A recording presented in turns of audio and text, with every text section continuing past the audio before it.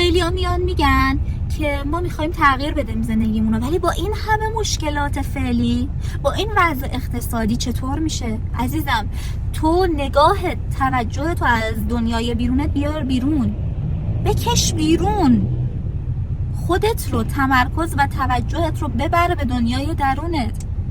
اولین اتفاقی که برات میفته آرامشت بیشتر میشه.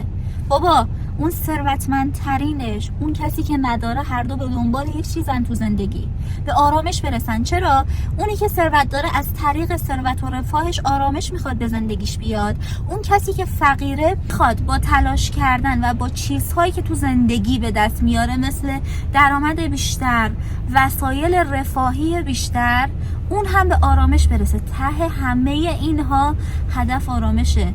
خب وقتی تو از الان، اگه دارایی اگر نداری، تمرکزت رو ببری بر درونت، آرامشت بیشتر بشه، خب تو از خیلی ها جلوتری، تو خیلی چیزا رو به دست آوردی.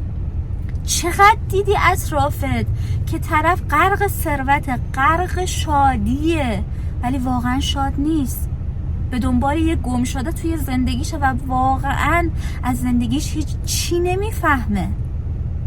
تو کی میخوای اینها رو درک کنی؟ کی میخوای بیدار شی؟ این ویدیو رو بفرست برای کسی که میخواد زندگیش رو عمیقاً تغییر بده و نمیدونه اولین راه رسیدن به زندگی بهتر و تغییر چیه. لطفاً این چرخه آگاهی رو ادامه بده و ارسال کن برای کسایی که باید بشنون این حرفا رو.